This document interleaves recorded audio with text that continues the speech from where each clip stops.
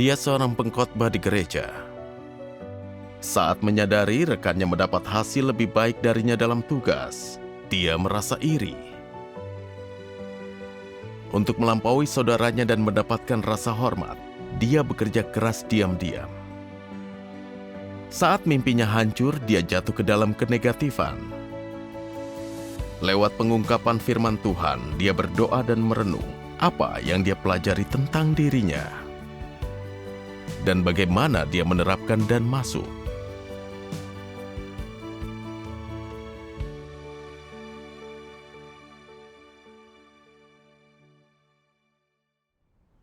Di awal tahun 2021, aku bekerja sama dengan saudara Matthew sebagai pengkhotbah. Aku baru bertugas dan masih banyak yang belum kupahami. Jadi, aku sering bertanya padanya. Selama masa itu, Matthew sering memberitahuku watak rusak yang dia tampilkan dalam tugasnya. Seiring waktu, aku meremehkannya. Aku pikir aku tidak serusak dia. Dan tidak diuntungkan bekerja dengannya. Aku pikir aku lebih baik. Bahkan aku pikir, bagaimana awalnya dia jadi pengkhotbah? Dahulu aku pemimpinnya. Seharusnya aku yang mengajarinya cara menjadi pengkhotbah, bukan sebaliknya. Karena dia duluan yang jadi pengkhotbah, semua orang mengaguminya. Aku tidak terima dan bertekad harus lebih baik darinya. Untuk melampauinya, aku sering sekali membanding-bandingkan pekerjaan kami. Contohnya, saat Matthew bilang dia tidak punya waktu untuk menyelesaikan pekerjaannya, aku senang. Karena aku telah menyelesaikan semua pekerjaanku. Jadi pemimpin akan lebih mengagumiku. Tapi ternyata Matthew berhasil menyelesaikan pekerjaannya. Suatu hari, kami diminta memilih beberapa orang untuk dibina sebagai pekerja penyiraman. Dalam 2 hari, Matthew menemukan 3 orang. Aku panik dan berpikir, aku harus bergerak. Setidaknya aku harus menyamai angka Matthew. Jika tidak, dia akan lebih dipuji daripada aku. Jadi dalam 3 hari, kutemukan 7 orang. Lumayan. Iya. Aku merasa puas karena berhasil melampaui Matthew. Tapi saat pemimpin menanyakan situasi para calon, menurutnya tidak ada calon dariku yang cocok. Aku tidak paham situasi mereka saat mencalonkan mereka. Tapi semua calon Matthew dianggap cocok. Berkualitas, kemanusiaannya baik, suka kebenaran, dan bersedia berkorban. Itu bagus. Iya. Hasil kerjaku itu sia-sia dan aku sedih. Aku juga cemburu dengan Matthew. Kenapa dia selalu mendapatkan hasil bagus dan kenapa aku tidak? Dia membagikan firman Tuhan ke kelompok kami dengan antusias. Juga menindaklanjuti pekerjaanku. Mustahil aku menonjol jika ada dia. Aku muak dan bahkan mulai membencinya. Kenapa aku harus bertugas bersamanya? Aku tidak ingin dia menarik perhatian dan aku harap dia tidak dapat hasil. Kau memperebutkan ketenaran dan cemburu. Dengan keadaanmu itu, mustahil kau bisa bekerja sama dengan harmonis. Benar. Apa kau sadar dan mengatasinya tepat waktu? Iya. Tidak. Aku terus merebutkan ketenaran dan tidak mengubah cara kerjaku. Saat itu aku mengawasi pekerjaan saudari Anais, pemimpin gereja. Keadaannya buruk karena gagal dalam tugas. Jadi aku diminta untuk mendukungnya. Tapi saat kuhubungi, dia bilang dia sudah mencari Matthew untuk bersekutu. Matthew membagikan firman dan membantu mengatasi masalah. Aku jadi merasa tidak berguna. Aku tidak senang Matthew ikut campur dalam pekerjaanku. Pemimpin ini ada di bawah pengawasanku. Aku tidak ingin orang pikir aku gagal dalam bertugas dan mengatasi masalah. Makin lama aku marah dan enggan bekerja dengan Matthew lagi. Aku ingin bekerja sendiri, karena dengan begitu aku bisa diperhatikan orang. Lalu aku berusaha menghindarinya sambil bertugas. Suatu hari, Matthew mengajakku membahas masalah untuk pertemuan. Dia menelepon dan mengirim pesan, tapi sengaja kuabaikan. Aku tidak ingin membahas apapun. Saat dia menanyakan pekerjaan, aku tidak segera menjawab. Saat dia memintaku bersekutu, aku diam dan memintanya bersekutu sendiri. Aku berpikir, selama kau di sini, semua orang tidak akan memperhatikanku. Apa gunanya bersekutu? Di satu pertemuan, Matthew meminta pendapatku di akhir persekutuan. Dia banyak bersekutu dan mengatakan semua yang ingin kukatakan. Aku tidak senang. Jadi aku bilang, kau bersekutu dengan watak angkuh. Kau tidak mengungkapkan naturmu yang rusak dan membahas pemahamanmu dengan samar. Kau hanya membahas garis besar, tidak detail. Aku tahu ucapanku tidak benar. Aku sengaja. Aku ingin mengurangi antusiasmenya agar dia tidak banyak bicara di pertemuan. Saat dia menanyakan keadaanku atau hal-hal lain, aku tidak merespon. Aku kira dengan begitu dia tahu aku enggan bekerja dengannya. Aku bahkan ingin dia berhenti mengirimi pesan. Aku ingin dia pergi agar aku bisa tampil. Aku juga ingin melakukan tugas purna waktu sepertinya, agar saat orang lain membutuhkanku, aku bisa langsung membantu sehingga mereka mengagumiku.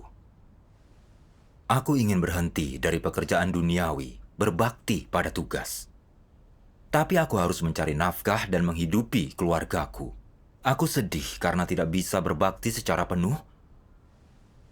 Seperti halnya Matthew.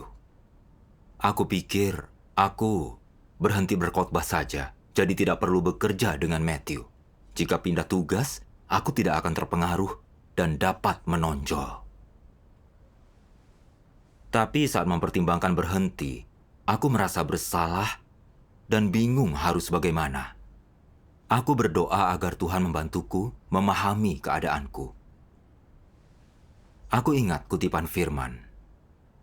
Tugas itu dari Tuhan, amanat yang Dia berikan untuk manusia. Lalu bagaimana memahaminya? Karena ini tugasku dan amanat Tuhan untukku, ini adalah kewajibanku. Aku wajib menerimanya. Aku tidak boleh menolaknya. Aku tidak boleh memilihnya. Apa yang ditugaskan harus aku laksanakan. Bukannya tidak layak memilih, aku tidak boleh memilih. Ini nalar yang harus dimiliki. Amin. Dari firman Tuhan aku sadar, tugas kita dari Tuhan. Aku harus melakukan tugas dan tanggung jawabku. Aku tidak boleh lari dan menjadi pemilih. Ini alasan yang seharusnya. Tapi bagiku, karena hasratku untuk melampaui Matthew belum terpuaskan, aku ingin berhenti dari tugas. Ini menyakiti Tuhan. Aku tidak menganggap tugasku sebagai tanggung jawab, melainkan cara untuk menonjolkan diri dan alat untuk dihormati dan dikagumi. Aku ingin berhenti bekerja dan bertugas purna waktu, bukan untuk memuaskan Tuhan, tapi untuk berebut status dengan rekanku dan melampauinya. Saat aku tidak bisa bertugas purna waktu karena masalah nyata, aku ingin berpindah tugas agar dapat menonjolkan diri. Itu menunjukkan tindakanku bukan untuk melaksanakan tugas, tapi memakainya sebagai kesempatan berebut status. Tuhan membencinya. Benar. Lalu aku menemukan firman Tuhan.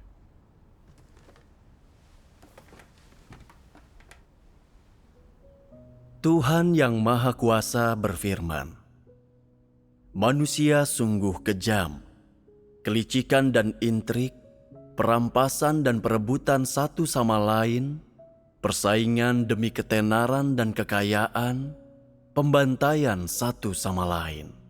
Kapankah semuanya ini akan berakhir? Sekalipun Tuhan telah mengucapkan ratusan ribu kata, tak seorang pun yang tersadar.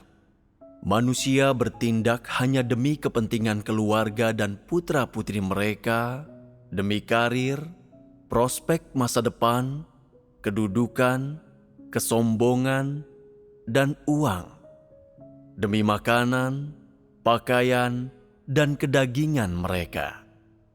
Namun, adakah seorang pun yang tindakannya benar-benar demi kepentingan Tuhan? Bahkan di antara mereka yang bertindak demi Tuhan, hanya sedikit yang mengenal Tuhan. Berapa banyak orang yang tidak bertindak demi kepentingan diri mereka sendiri? Berapa banyak yang tidak menindas atau mengucilkan sesamanya untuk melindungi kedudukan mereka sendiri? Untuk alasan ini, Tuhan telah dijatuhi hukuman mati secara paksa berkali-kali. Dan hakim kejam yang tak terhitung banyaknya telah menghukum dia dan sekali lagi memakukan dia di kayu salib. Berapa banyak yang bisa disebut orang benar karena mereka benar-benar bertindak demi Tuhan? Ada beberapa orang yang selalu takut bahwa orang lain lebih baik daripada mereka dan lebih tinggi daripada mereka, bahwa orang lain akan dihargai, sedangkan mereka diabaikan. Ini mengakibatkan mereka menyerang dan mengecualikan orang lain. Bukankah ini contoh perasaan iri terhadap orang-orang yang lebih mampu daripada diri mereka sendiri? Bukankah perilaku semacam itu egois dan hina? Watak macam apa ini? Ini adalah watak yang jahat. Ini adalah watak yang hanya memikirkan kepentingannya sendiri, hanya memuaskan keinginannya sendiri, tidak menunjukkan perhatian terhadap orang lain atau kepentingan rumah Tuhan. Orang-orang semacam ini memiliki watak yang buruk dan Tuhan tidak mengasihi mereka. Jika engkau benar-benar mampu memikirkan kehendak Tuhan, engkau akan mampu memperlakukan orang lain dengan adil.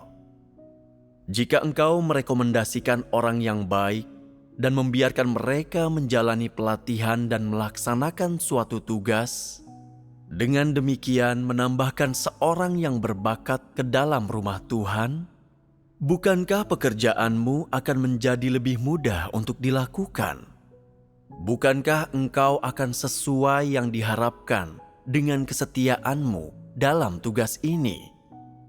Ini adalah perbuatan baik di hadapan Tuhan. Inilah hati nurani dan akal yang minimal harus dimiliki oleh orang yang menjadi pemimpin. Amin. Dari firman Tuhan, aku memahami keadaanku. Tuhan berfirman, beberapa orang takut diungguli orang lain, dan orang lain dihargai sedangkan mereka diabaikan. Ini membuat mereka menyerang orang lain. Ini iri pada orang berbakat. Bukankah ini jahat?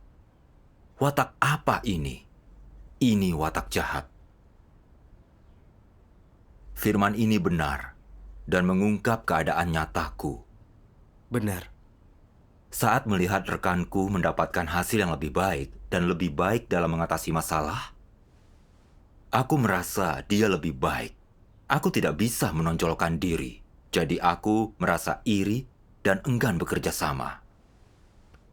Aku abaikan pesannya dan panggilan teleponnya. Saat dia mempersekutukan pemahamannya, aku tidak bekerja sama menjaga kehidupan gereja dan mencari-cari kesalahannya. Aku menyebutnya congkak dan menyerangnya, agar dia tidak terlalu antusias dan berhenti melampauiku. Aku sangat mendengki. Setiap kali bertugas dengannya, aku merasa tersiksa. Aku ingin bersaing dan tidak mampu bersikap tenang. Seperti firman Tuhan, manusia sungguh kejam, intrik, persaingan ketenaran, pembantaian, kapankah akan berakhir? Karena hasratku akan ketenaran tidak terpuaskan, aku membenci rekanku. Aku ingin menjauh darinya agar bisa bekerja sendiri, bahkan berniat berhenti dari tugas. Aku sadar, aku dengki dan tidak manusiawi. Aku seperti hewan buas yang memburu mangsa, siap bertarung demi kepentingan pribadiku. Peduli diri sendiri, bukan pekerjaan gereja. Meski pekerjaan gereja tertunda, aku tidak merasa khawatir. Aku egois dan hina. Iya. Kalau kau memperebutkan status dan bersaing dalam tugas, kau akan dibenci Tuhan. Benar. Aku memikirkan alasan aku tidak bisa bekerja harmonis dengan Matthew. Aku sadar dalam imanku, aku mengambil langkah keliru karena watak jahatku. Kalau aku tidak mencari kebenaran dan mengatasi watakku, aku akan kehilangan pekerjaan Roh Kudus. Aku berdoa kepada Tuhan, minta bantuannya untuk mengatasi watakku yang rusak. Lalu kulihat firman Tuhan. Apa semboyan antikristus di kelompok manapun mereka berada? Aku harus bersaing dan bersaing untuk menjadi yang tertinggi dan terkuat. Inilah watak antikristus. Mereka bersaing dimanapun demi mencapai tujuan mereka. Mereka antek-antek iblis dan mengganggu pekerjaan gereja. Seperti inilah watak antikristus. Mereka melihat ke sekeliling gereja untuk melihat siapa yang lama beriman dan punya modal, yang punya keterampilan khusus, yang bermanfaat dalam jalan masuk kehidupan saudara-saudari, yang dihormati, yang memiliki senioritas, yang pandai berbicara di antara saudara-saudari, yang punya banyak hal-hal positif. Orang-orang itu akan menjadi saingan mereka. Singkatnya, setiap kali antikristus berada di antara sekelompok orang, inilah yang mereka lakukan. Mereka bersaing demi status, mendapatkan reputasi yang bagus, untuk menjadi penentu keputusan dan pemegang kekuasaan tertinggi, yang mana begitu memperolehnya membuat mereka bahagia. Begitulah watak antikristus yang congkak, menjijikkan, dan tidak masuk akal. Mereka tidak punya nurani dan nalar maupun kebenaran. Dalam antikristus orang dapat melihat tindakan antikristus tidak berasal dari nalar orang normal. Meski orang mempersekutukan kebenaran, mereka tidak terima. Meski ucapanmu benar, mereka enggan mengindahkannya. Satu-satunya hal yang ingin mereka kejar adalah status, hal yang sangat mereka hargai. Asalkan mereka dapat menikmati manfaat status, mereka merasa puas. Mereka percaya inilah nilai dari keberadaan mereka. Di kelompok manapun, mereka harus menunjukkan terang dan kehangatan, bakat khusus, dan keunikan mereka. Karena mereka percaya bahwa mereka istimewa, mereka pikir mereka harus diperlakukan lebih baik daripada orang lain. Menerima dukungan orang lain, serta dikagumi dan dipuja orang lain. Mereka pikir semua ini hak mereka. Bukankah mereka lancang dan tidak tahu malu? Bukankah mereka di gereja akan menimbulkan masalah? Amin. Amin. Dari firman Tuhan, aku sadar parahnya tindakanku. Rupanya demi mencari ketenaran dan kekaguman orang dalam tugas, aku menampilkan watak antikristus. Iya. Saat aku lihat persekutuan Matthew mencerahkan, dia mendapat hasil, dan semua orang memuji dan bertanya padanya, aku iri. Agar bisa melampauinya dan memperoleh status, aku berniat berhenti bekerja demi tugas purna waktu, agar aku selalu ada saat orang membutuhkanku untuk mengatasi masalah. Jadi, orang akan kagum padaku dan tidak lagi mengagumi rekanku. Setiap kali bertugas dengan Matthew, aku merasa hidup dalam bayangannya dan tidak punya kesempatan menonjol. Aku tidak suka karena dia selalu dikagumi dan dipuji saudara-saudari. Aku berharap tidak ada yang meresponsnya saat dia mengirim pesan. Karena dialah orang tidak memperhatikanku. Jadi, kuhabiskan waktu berperang dengannya, berharap melampauinya, dan dikagumi serta dipuji orang lain. Ini perilaku yang kutampilkan dengan harapan memenangkan status. Iya. Saat ambisi dan hasratku tidak terpuaskan, aku berpikir aku tidak punya kesempatan menonjol dan ingin berhenti berkhotbah. Dengan harapan aku bisa terkenal di tugas yang berbeda. Aku sadar, obsesiku terhadap status tidak terkendali. Aku seperti antikristus karena cintaku pada status. Hasrat yang mengakar itu naturku. Aku sadar jalan yang kulalui itu berbahaya. Iya. Watak Tuhan tidak dapat disinggung, Dia benar.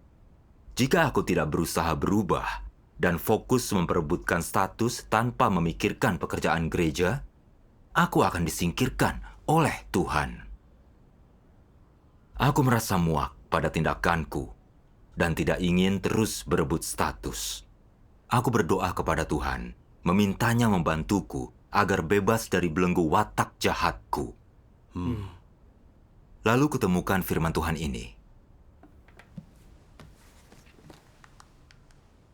Apapun arah atau target pengejaranmu, jika kau tidak merenungkan pengejaranmu akan status dan sulit untuk mengesampingkannya, jalan masuk kehidupanmu akan terpengaruh.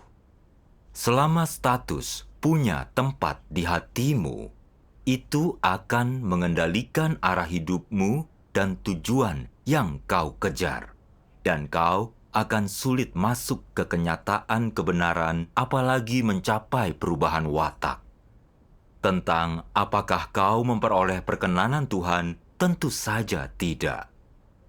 Selain itu, jika kau tidak mampu mengesampingkan pengejaranmu akan status, ini akan memengaruhi pelaksanaan tugasmu, yang akan membuatmu sulit menjadi makhluk ciptaan Tuhan yang layak. Mengapa aku katakan ini? Tuhan paling benci ketika orang mengejar status, karena mengejar status adalah watak iblis, jalan yang salah. Itu lahir dari perusakan iblis, sesuatu yang dikutuk Tuhan. Itu hal yang Tuhan hakimi dan tahirkan. Tuhan benci saat orang mengejar status, tetapi kau bersikeras bersaing demi status, terus melindunginya, berusaha mengambilnya untuk dirimu. Dan pada dasarnya, bukankah ini menentang Tuhan? Status tidak ditetapkan untuk manusia oleh Tuhan. Tuhan membekali manusia dengan jalan, kebenaran, dan hidup. Dan pada akhirnya menjadikan mereka sebagai makhluk ciptaan Tuhan yang layak. Makhluk ciptaan Tuhan yang kecil dan tak berarti. Bukan orang yang punya status dan gengsi dihormati oleh ribuan orang. Jadi, dipandang dari sudut manapun, pengejaran status itu jalan buntu. Betapapun masuk akalnya alasanmu mengejar status, jalan ini tetaplah salah dan tidak dipuji Tuhan. Sebesar apapun usahamu atau harga yang kau bayar, jika kau ingin status, Tuhan tidak akan memberikan.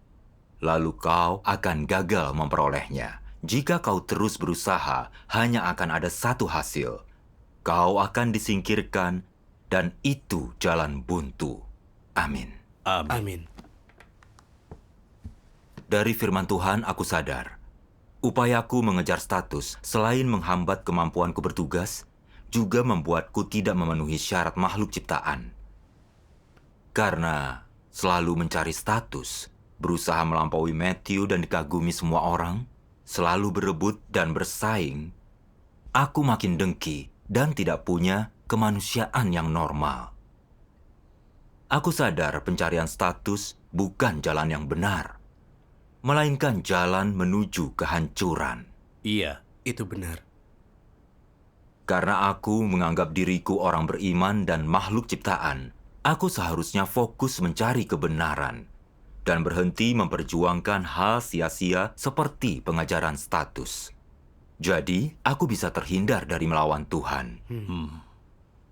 Jadi, aku berdoa kepada Tuhan. Ya Tuhan, aku menyadari natur jahatku. Karena obsesiku terhadap status, aku merasa cemburu terhadap Matthew dan enggan bekerja sama. Ya Tuhan, kini aku mau bertobat dan berhenti mencari status. Aku akan mencari kebenaran dan bertugas dengan baik. Tuhan, tuntunlah dan bantu aku. persekutuanmu menunjukkan memuja status hingga mengorbankan kepentingan gereja. Itu watak antikristus.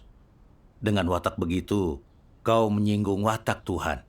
Iya, itu konsekuensi yang serius. Selama saat teduhku, aku menemukan firman Tuhan ini. Apa prinsipmu dalam berperilaku? Kau harus berperilaku sesuai posisimu, menemukan posisi yang tepat, dan melakukan tugasmu. Inilah orang yang berakal sehat. Misalnya, jika ada orang yang unggul dan dapat memahami prinsip, mereka harus melakukan pemeriksaan. Jika ada orang yang dapat memberikan gagasan, sehingga orang dapat membangun di atasnya dan bertugas lebih baik, mereka harus memberi gagasan. Jika kau temukan posisi yang tepat dan bekerja sama dengan harmonis, kau memenuhi tugasmu dan berperilaku sesuai posisimu. Amin. Amin. Firman Tuhan memberiku jalan penerapan. Aku ini orang biasa. Aku harus mencari cara menjadi makhluk ciptaan yang sejati, menempati posisiku, bekerja dengan harmonis, dan melakukan tugasku sebaik mungkin. Hanya itu jalan yang benar. Benar. Aku ingat saat Tuhan minta Adam menamai binatang. Dia menyetujui semua namanya. Dia tidak menolak Adam dan membuat namanya sendiri untuk menunjukkan kuasanya yang besar. Dia terima pilihan Adam. Ini menunjukkan kerendah hatian Tuhan sungguh elok. Benar. Benar. Tuhan Maha Tinggi, Tuhan semua makhluk, dan Dia merahasiakan diri. Sedangkan aku, makhluk ciptaan biasa, selalu ingin pamer dan dihormati orang. Dan bahkan berusaha menekan orang yang kerjanya efektif demi status pribadiku. Aku congkak dan irasional. Aku sangat menyesali perbuatanku. Jadi aku menghadap Tuhan untuk bertobat dan berdoa. Memohon keberanian untuk mengungkap diriku di depan rekanku. Puji Amin. Tuhan. Lalu, aku memberanikan diri minta maaf kepada Matthew. Mengungkap watak antikristusku yang berwujud hasrat akan status. Setelah melakukannya, aku merasa lebih damai. Lalu, Matthew menemukan firman yang sesuai dengan keadaanku, dan semuanya sangat membantuku. Iya, Puji Tuhan. Aku bersyukur kepada Tuhan. Aku bersumpah kepadanya akan berperilaku sesuai kehendaknya. Setelah itu, aku memperhatikan pesan rekanku dan aktif memberi kabar tentang status proyekku, mengizinkannya mengikuti pekerjaanku dan mengawasiku. Kami membahas pekerjaan dan bekerja sama dalam pertemuan. Kami saling melengkapi dan menjunjung pekerjaan gereja. Puji Puji Tuhan. Tuhan.